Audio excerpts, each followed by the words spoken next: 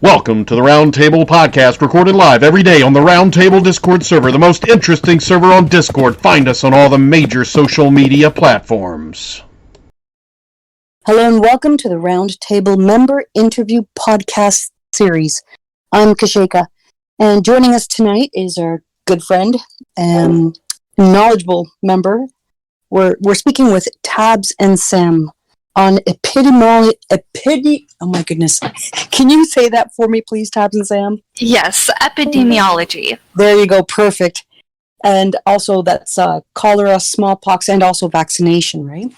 Now, before we get into all of that, thank you very much, by the way. It is a hard thing to say, right?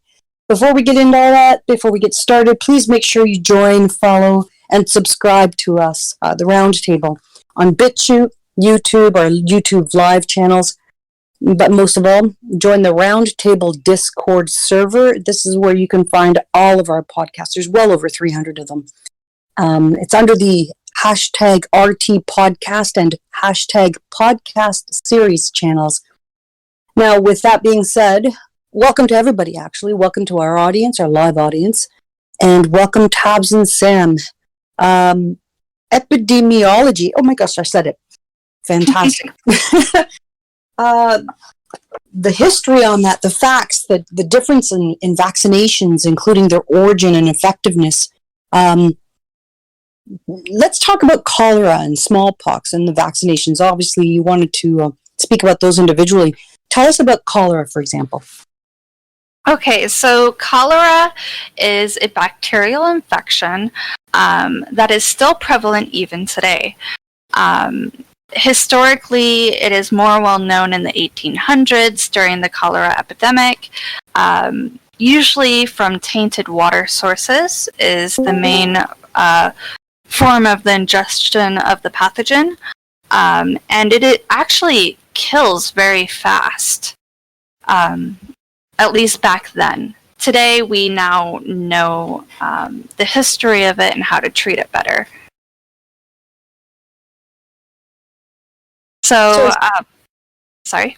Is smallpox similar to cholera, as in the type of pathogen?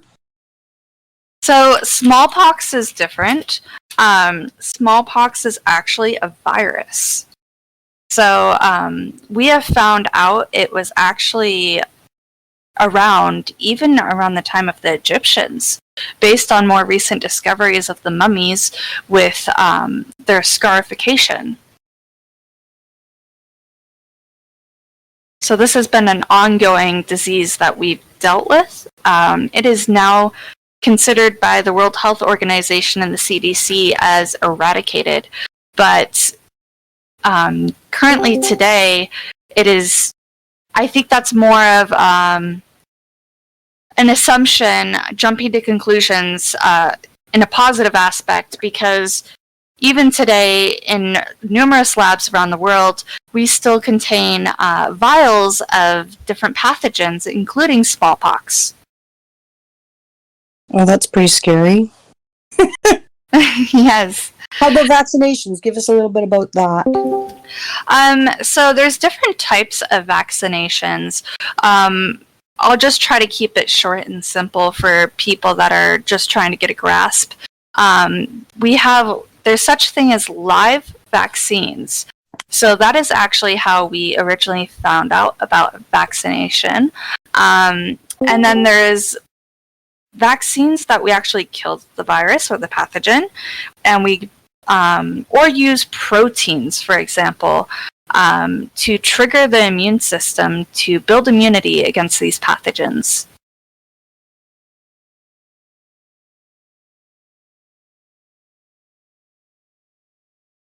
Do you want me to continue? I was just wondering about cholera and smallpox. Basically, these live, have they ever been used as a bioweapon? Or has that something? Yes. So right now, to this day, the U.S. has been producing and actually stockpiles. I can't quite remember the number. I could look it up real quick. But I think it's over 1 million smallpox vaccines, even though we consider it eradicated. And that's because in today's day and age, we are more concerned about bioterrorism and bioweapons, where people take, for example, like the smallpox virus or other things, and either reintroduce it to society when we aren't really prepared for it. So I'll get more into that later when we talk more about vaccines. But then there's also another aspect where people actually take these pathogens and they genetically modify them. So that's when you get into gain of function research, as well as making things more infectious or more lethal.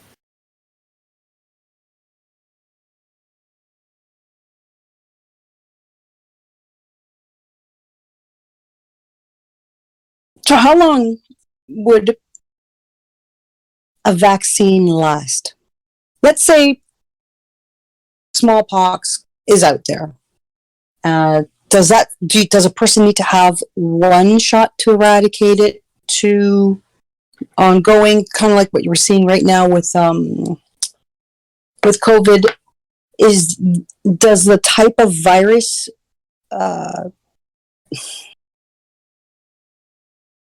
change? What type of vaccine is required? Is it basically the same types of vaccines that are required, or same types of dosages that are required for the different viruses, or is this something that is all based on the individual virus, and how long does that all last for? So this is where we get into the discussion of vaccine schedules. With smallpox, historically we have found out that the smallpox vaccine only lasts 4 to 5 years. So after that, you would have to have it reoccurring, just like you would boost your immunity. So different vaccines, it depends on the different types of pathogens, whether it's viral, tick-borne illnesses, even things, it's a little off topic, but they're actually creating vaccines for poison ivy, for example.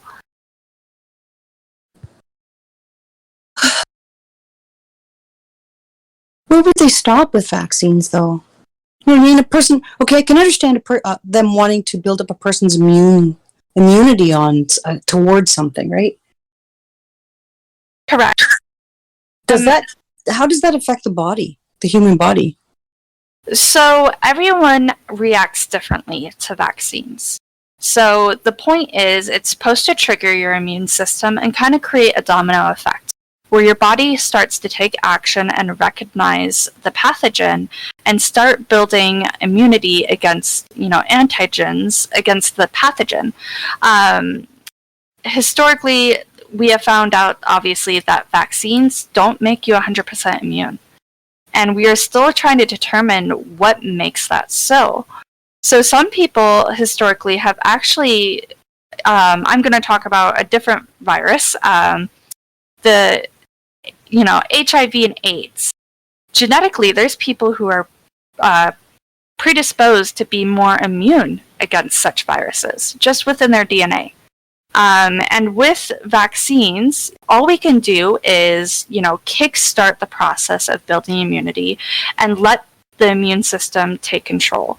And after the fact, the only way to truly determine if it is truly effective is to do an immunoassay for a specific disease, or in the veterinary field, we call it titer testing, where we test the blood.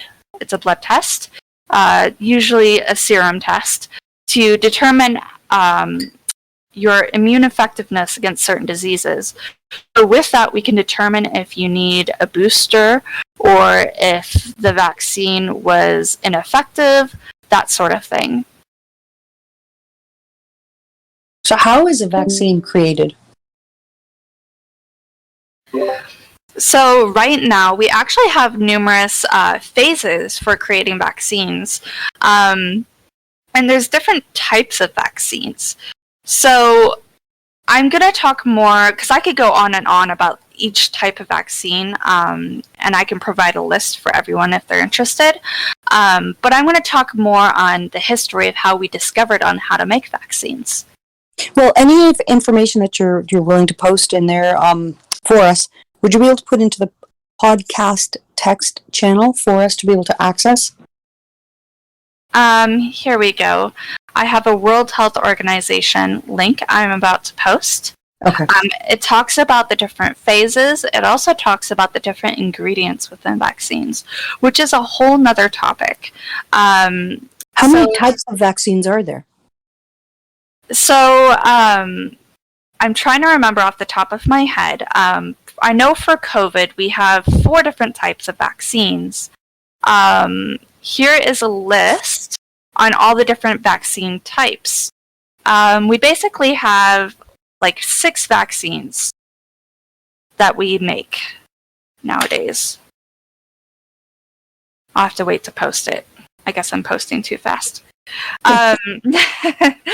So with regards to people with their immune systems, and the ingredients within vaccines. So this is kind of a topic that raises some questions with people. This is where people get kind of anti-vax because they don't really understand the science or the necessity of some of these ingredients. But some people actually have, allergic reactions to some of these ingredients, so they can't get the vaccine. So then they're reliant on having serum therapies from other people if they do get exposed to certain pathogens, because their immune systems are not prepared to defend against such things.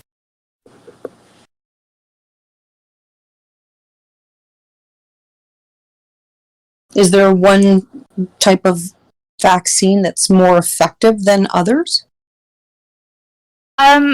One thing I can speak that I know about is, I'll have to find the article for you guys, it's a topic on live vaccines.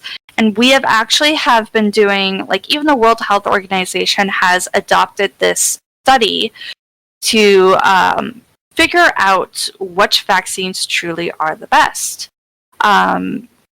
Right now, we have found out that having a follow-up, certain vaccine schedules, you need to have, a series of injections. And what we have found is that when you do the last injection in the series with a live vaccine, it actually is more effective.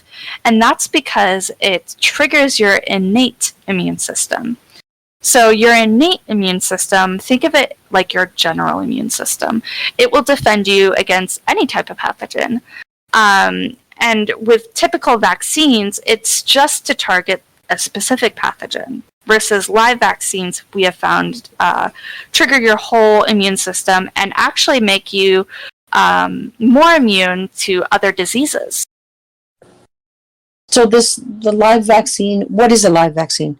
And is it only in the final one in a series of vaccinations, or is it in each piece, each shot?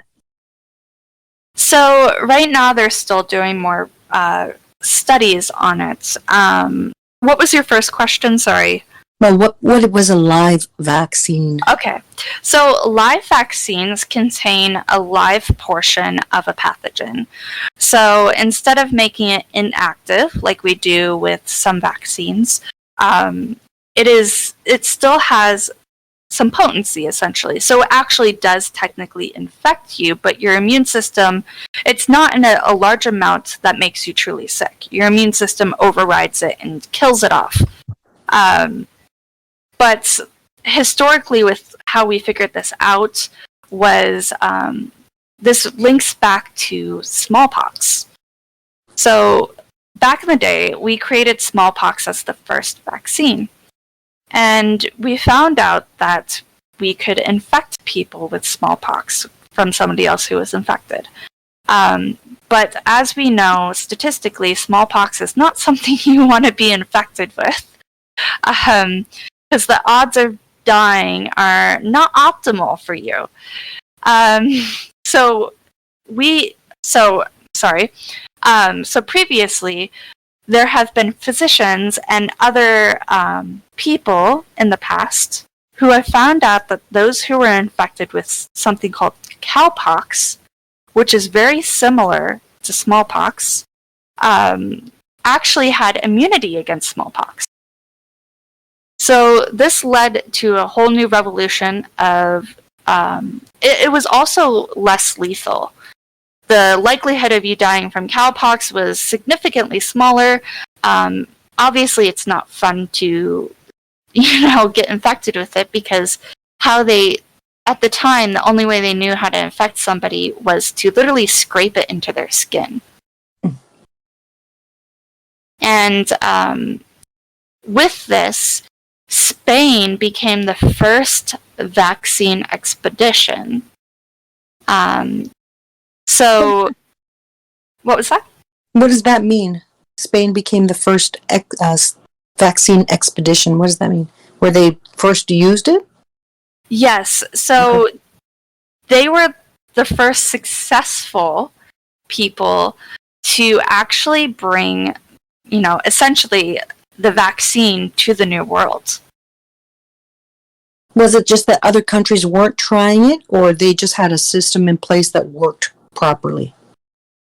So the other countries and other people were attempting this, but with the boat travel during those days, it took a very long time. And with the period of infectiveness that the virus had on people, nobody could be infected and be sick the whole way through and make it to the New World to bring the sickness, or essentially the vaccine. So what they ended up doing is, it took more than one try, but when they were successful, what they did is they took a group of orphans. This brings questions into ethics and everything, but at that time they considered the pros to be better than the cons. They were providing these kids with a new life in the New World, and they were setting them up with families. So infecting them with cowpox was very minor, especially with the fact that they were, vaccinating them against smallpox, essentially. So throughout the boat period, they took 2 of the orphans and infected them. And as they started, getting better, they would reinfect the next 2. And with this expedition, they literally just made it. With only one of the orphan children was infected by the time they reached the shore.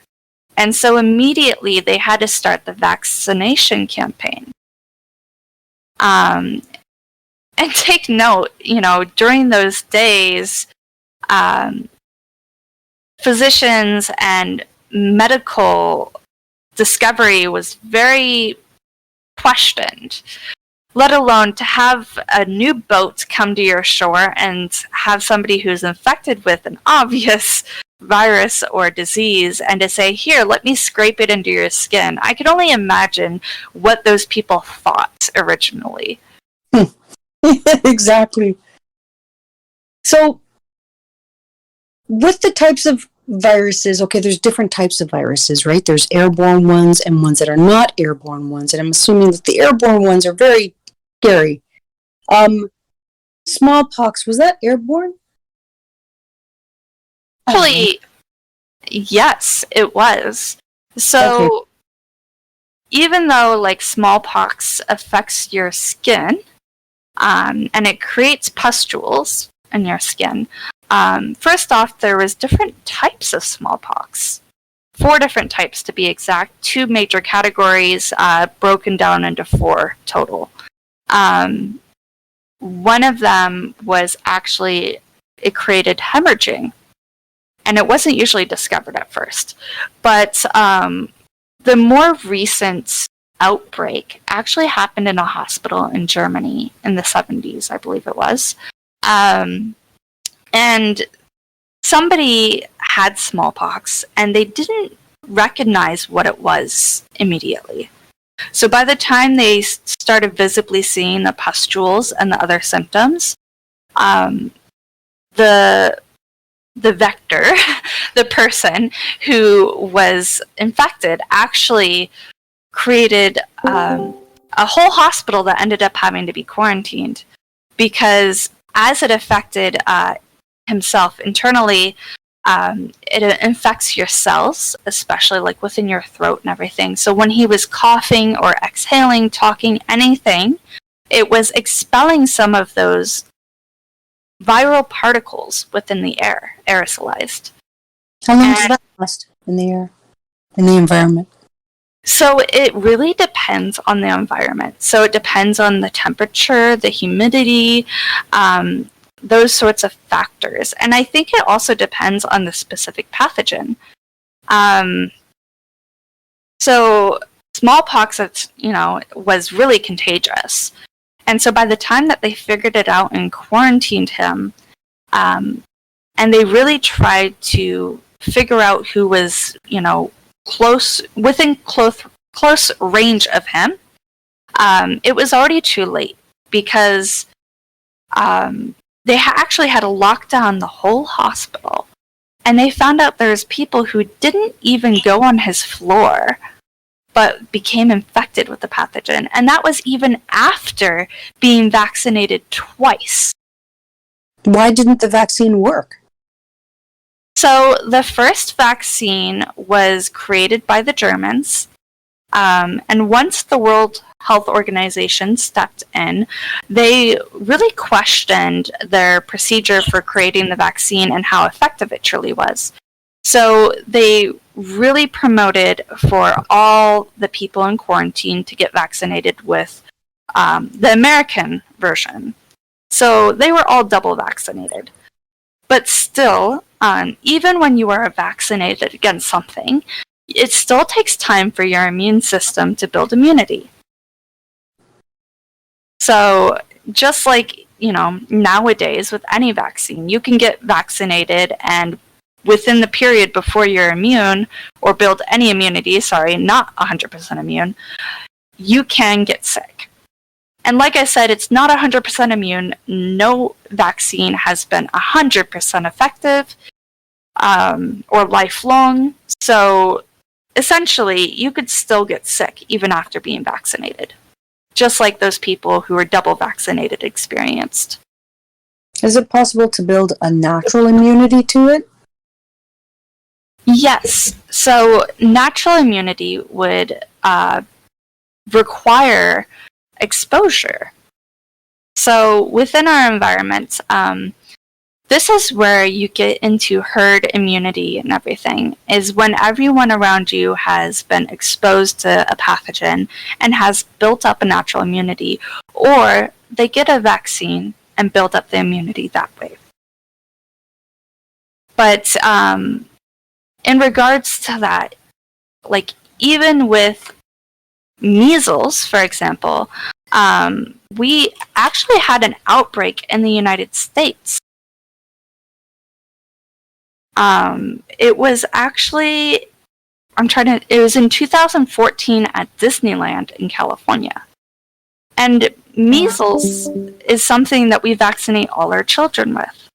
So obviously there's people who opt not to get the vaccine for certain reasons, whether it's religious, philosophical, or even medical. It still became an outbreak that had to be contained. And it spread to numerous states. So why is it that smallpox is nearly eradicated, whereas something like cholera is not? So cholera is a little bit different. Cholera is a bacterial infection versus the virus for smallpox. There's different types of smallpox, but I got a little mixed up. Like even polio is a virus as well, and we have eradicated, I think there's 3 main types. We've eradicated 2 of them, but there's still one that's not totally eradicated yet. Because it can still, like some of these viruses or even bacteria can remain in the environment for, longer periods of times or just exist. So there are different types of viruses, or how they are transmitted from one person to the other, right? We were talking about the aerial kind that were the little viruses. I guess they travel in moisture molecule. How do they travel? How does it travel? A virus that's airborne. I haven't totally researched into that, but if I would have to take an educated guess, it would have to do with the fact that it binds to moisture, hydrogen. And even within our lungs, when we breathe, the air, it's got a certain chemical makeup. It's not just 100% oxygen, obviously. So obviously there's moisture and CO2 and nitrogen and everything. So it becomes aerosolized, especially when we exhale. Okay, so then another type of virus would be ones that are not, and they're transmitted, I guess, through fluid, right? Bodily fluid. Is that what COVID is? Something that is transmitted through bodily fluids? I'm trying to imagine what how to put it. Basically, I'll just talk about if you're talking about COVID specifically. COVID actually is zoonotic, so it does spread through the air as well as fluids and other means, even on surfaces. But it is actually originally zoonotic, so it comes from animals. That's what a zoonotic disease is. It comes from another species into humans.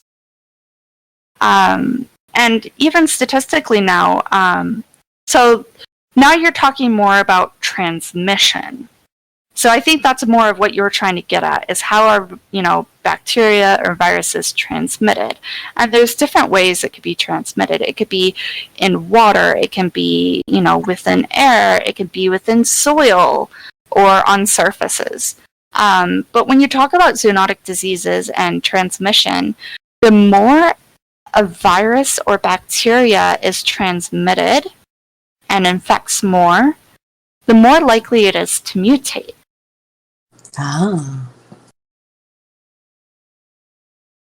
So would a vaccination to, let's say, smallpox, now eradicating smallpox, but if smallpox like that, like you're saying, if there was the outbreak in that hospital in the 70s or something like that, if that were to continue to spread and not have been quarantined, like if they didn't contain people in the hospital, contain it within the hospital, would that have the potential to mutate into other forms of smallpox?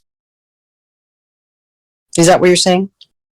So there are there's variola major and variola minor.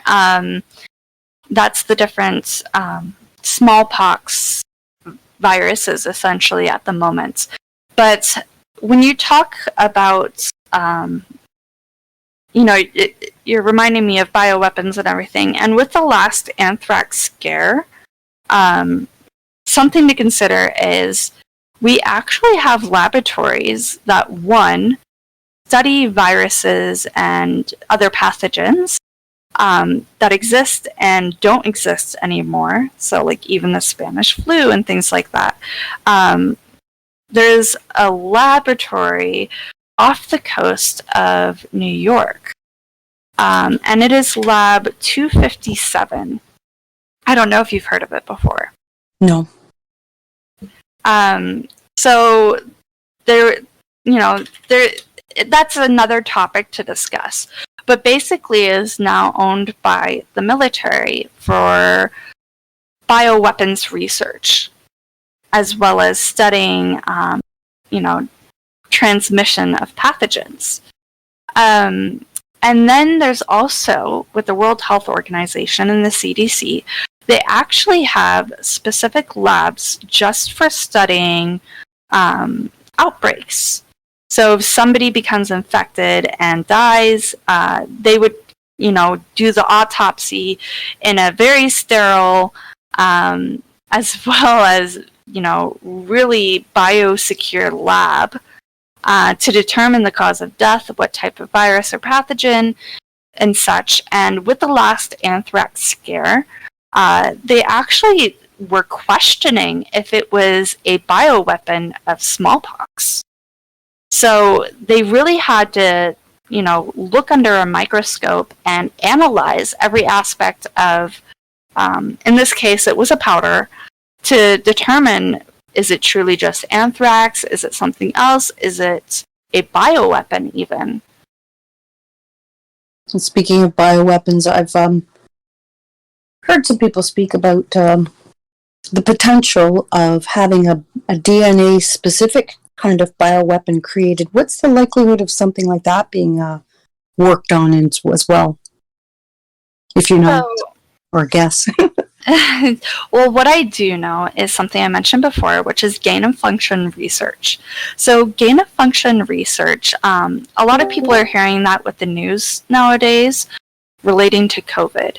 But it's kind of a misnomer when they relate it specifically just to COVID, because gain-of-function research is not only the study of making, for example, a virus more pathogenic or, infective.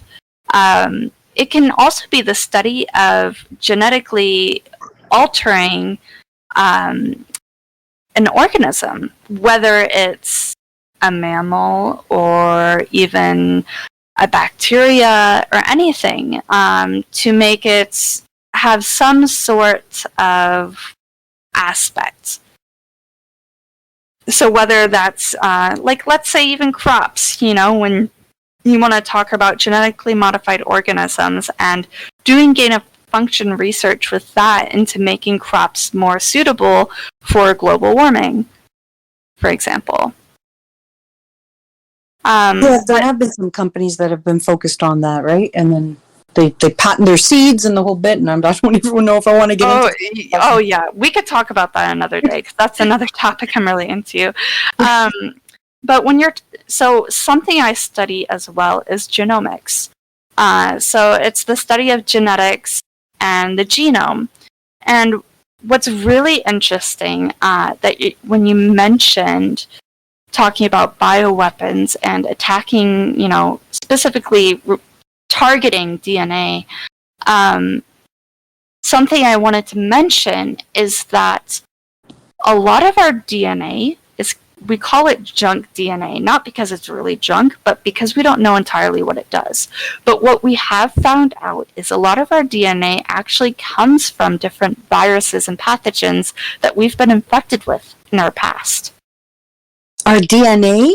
Yes. What? We've actually found out that's actually the only way we're able to carry babies internally, to be pregnant. That makes sense too.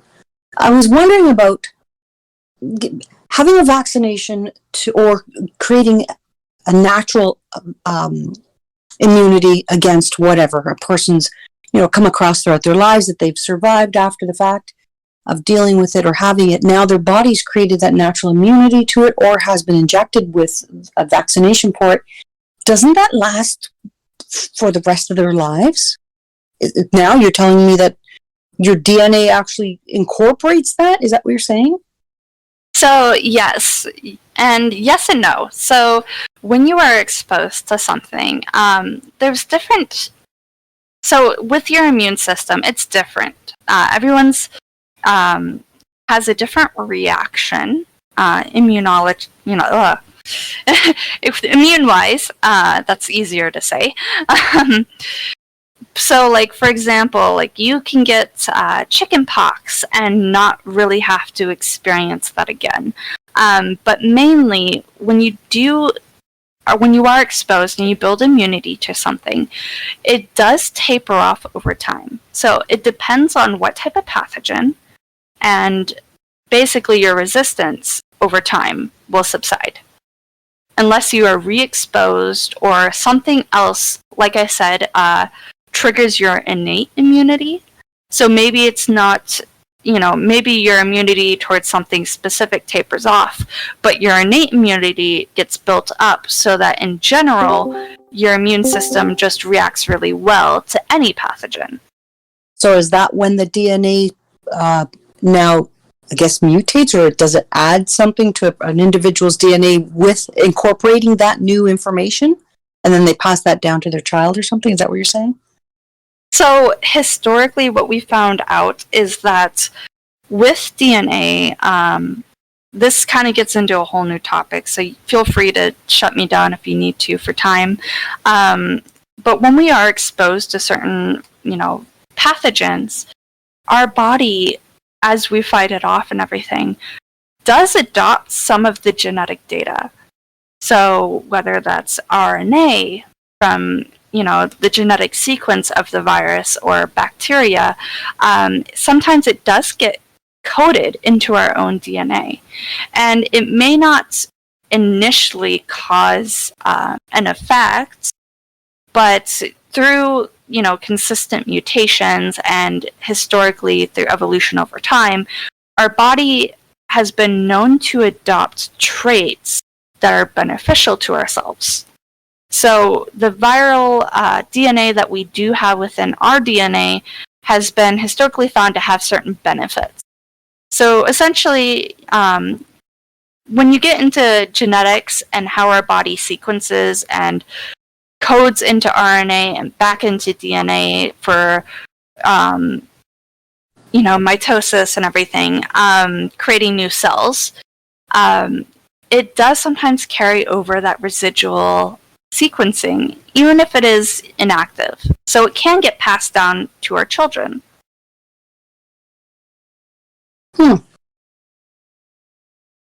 So before, I would like to open it up to audience questions right now, but I do have one last question that I was thinking about.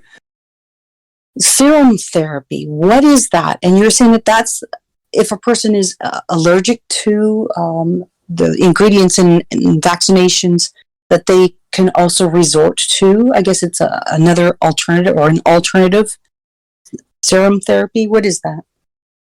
So right now with COVID, we have really been actively using this resource. So people who have previously been infected with coronavirus and have built up immunity and antigens, they can donate their blood, and in these blood labs, they find find donators with that type of blood, and they separate the serum, and it's essentially, think of it like, it's kind of like a medicine in a way. It's not going to cure somebody 100%, but what it does is it basically, they inject somebody with this donor serum therapy, and it basically introduces these immune cells into your system that already target the pathogen, so whether it's a virus or bacteria. So it's, like I said before, it's like a domino effect. Once they start attacking the pathogen, your immune system starts picking up on those signals and starts following suit. And something to add to this is there is a lot of immune therapy research going on right now that we found actually cures cancer. So it involves T-cell gene therapy. But that's a whole nother topic, but it's still within the same aspect because it is a serum therapy. You're involving the immune system and targeting, in this case, the pathogen is cancer. And we found out it can cure people of, not only diseases, but things like cancer as well, and make them 100%, immune to it in the future, so they're in remission for life, that we found so far. Is that for all types of cancer or just certain types? So right now, the research is still very fresh. And it is more has to do with like leukemia or other cancers that affect the blood. So what it ends up doing is like a lot of these cancers actually begin with like your stem cells within your bones. And so when they reintroduce this immune therapy, it takes over and it targets the cancer and eradicates it right at the source. Oh my gosh, I hope that they get all the funding that they need for that and that they actually come up with all sorts of vaccines that would be able to eradicate all forms of cancer. That would be fantastic. Okay, so let's open it up to the audience questions. Does anyone have any questions for Tabs and Sam on this amazing topic? The part where you were talking about our DNA kind of gains. You're cutting out quite a bit.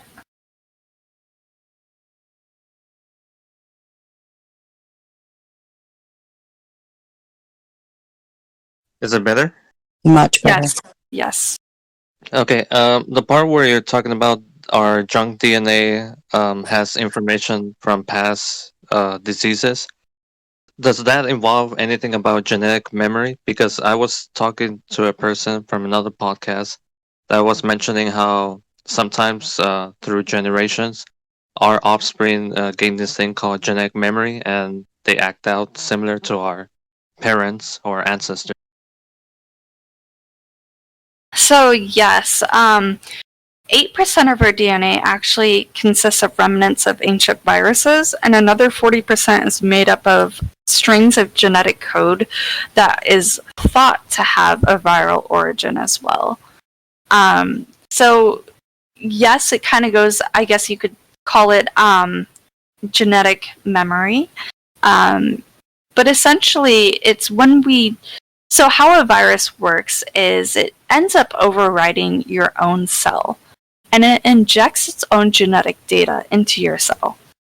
And at that point, it starts reproducing, and basically, your own body has foreign DNA within it.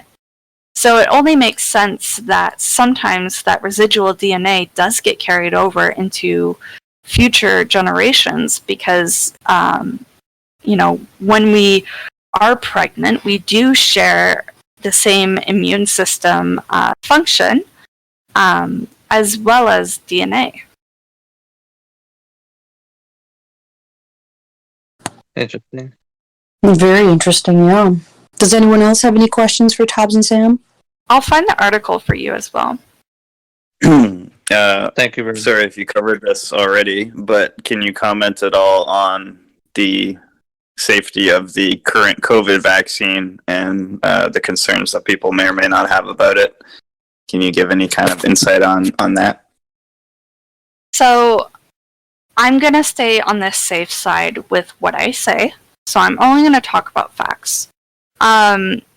Within any type of vaccine, I suggest that people look at the ingredients because you never know what you can be allergic to, number one, or what can trigger a bad reaction to your system. Certain vaccines, I'm not sure what the COVID vaccine totally lists as ingredients because I've tried to do research before and it's very muddled. But other vaccines usually have things like aluminum salts, formaldehyde, and even, how do you say it? The Thimerosal, or basically it's like mercury, and things like that. So that's where a lot of anti-vaxxers will cling on to those facts and try to use it against having vaccines. But you have to take into effect that if you're not allergic, the small amounts that are used to make the vaccine effective, it's more of shelf stable. That's where it kind of piggybacks onto what I was talking about before about live vaccines, because I think they truly are safer. But that's my opinion based off the articles I've read. But when you talk about the COVID vaccines, there's 4 different types. And half of them do involve, genetically altering you.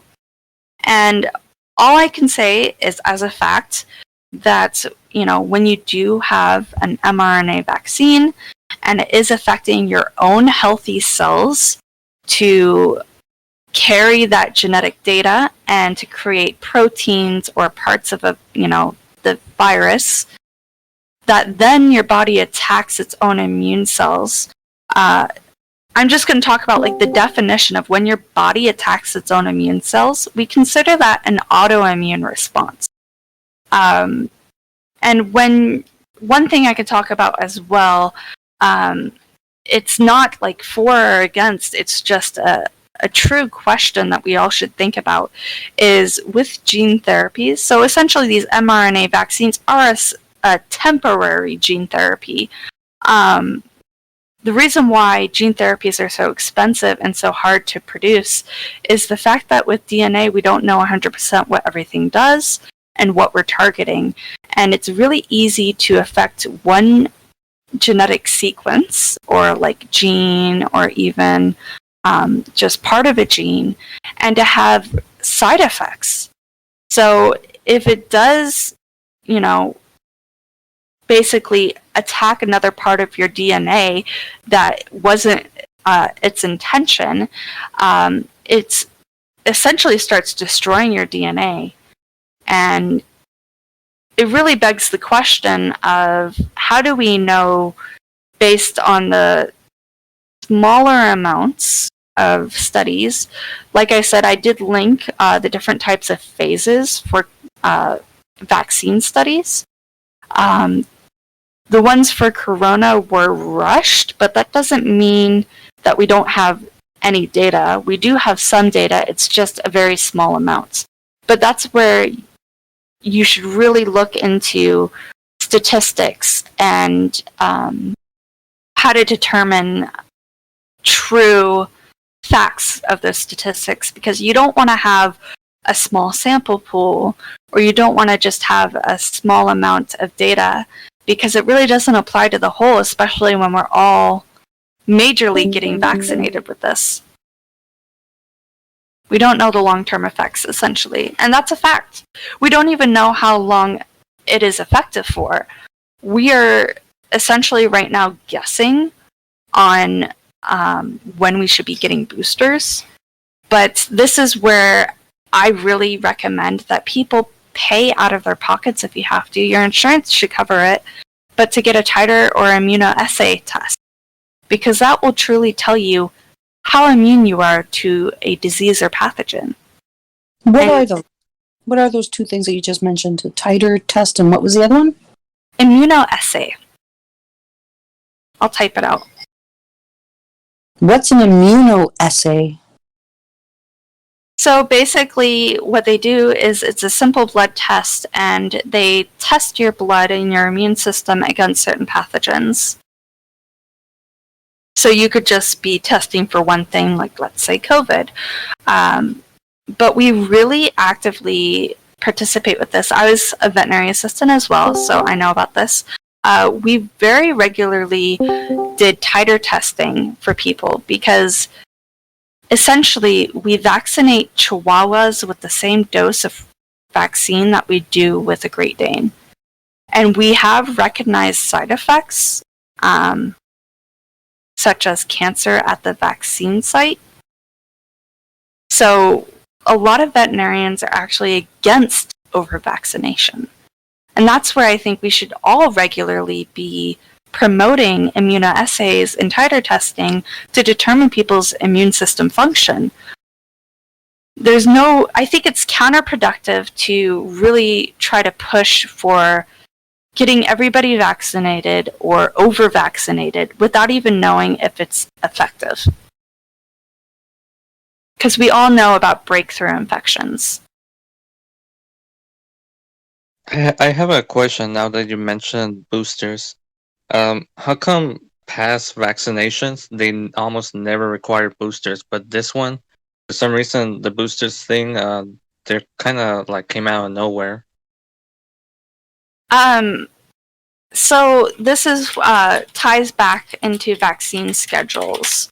And the main thing is a lot of us will remember getting boosters as children. And that's because children are a lot more prone to not only getting such diseases because they don't have a big innate immunity towards diseases, but they're also the most likely to die when they are exposed. So as children, we are vaccinated heavily. You can do your own research into vaccine schedules and everything, because that's it. You really should. I don't want to be making you think a certain way. Other than, you should question and look into all of this, because essentially there are people who are immune compromised, and those people are very recommended to get consistent boosters. But everyone else, we do not push for this. So we talk so much about herd immunity, but in reality, I think it's just something we exaggerate, because we say it without really knowing if it even exists, when we aren't consistently doing boosters or testing our immune systems. What are breakthrough infections? What does that mean? So breakthrough infections are when somebody who is vaccinated against something becomes infected. So we have found this statistically more commonly with coronavirus right now, but that's also due to different factors. So don't just relate to, the vaccines don't work like some people think. It's because, like I said before, with the more a virus or a pathogen is transmitted and infects more people, the more likely it is to mutate. And when it mutates, it can either be more infectious or less infectious, or more lethal or less lethal. It's really a roll of the dice. And, with some of these, it can, essentially circumnavigate our vaccines. Like with the Delta variant, we found is that statistically, the Delta variant specifically at first only provided people with really 10% more immunity than those who were unvaccinated. So if a person received the vaccination for the COVID, and then they were infected with the Delta variant later on after they've built the immunity based on the vaccination, now their body's able to fight that off. Now, would they build an even stronger immunity to that whole potential, any variant of that? So that's where you really have to question, because we don't have all of these variants fully sequenced and understood yet, especially with future mutations. But something I will relate it to that you can, do a deeper dive on if you're interested is the flu vaccine. Every year we, promote getting the flu vaccine because it's not just a booster. We actually promote it because essentially it's a new type. So it's a new strain of flu virus. Because by the time it takes to produce the vaccine, it's already been a significant amount of time. By then it's already, mutated. So what we do is, I keep saying we, but I'm not even related to it, but anyways, but what they do essentially is they're trying to consistently keep up with these different strains of flu vaccines, even though it is after the fact, in hopes that it provides a better immunity for future strains. That makes sense, because they're related in a way, right? Yes, they're related, but like I said, sometimes it can circumnavigate that. So does anyone else have any questions for Tabs and Sam? Actually, I did, because I was just curious about, you were saying stuff about like even the Delta variant and some of this other stuff and sequencing. From what I've heard from several friends and even some family members that are actually in the medical industry, a couple of them are nurses, including my oldest daughter, who's a registered nurse. And she used to work for Cedars-Sinai in LA, and she no longer does. And one of the biggest problems that she has had, whatever, is that the PCR test does not isolate anything. they cannot determine, from what you said and everybody else that I've talked to, they cannot isolate the corona. They really can't isolate anything, but the big one, obviously, right now, the one in question, is the corona. If they can't isolate it, how then can anybody even test for anything specific? So the PCR, that goes into a kind of more specific field in genetics. Sorry. I got a tickle, allergies right now. It has to do with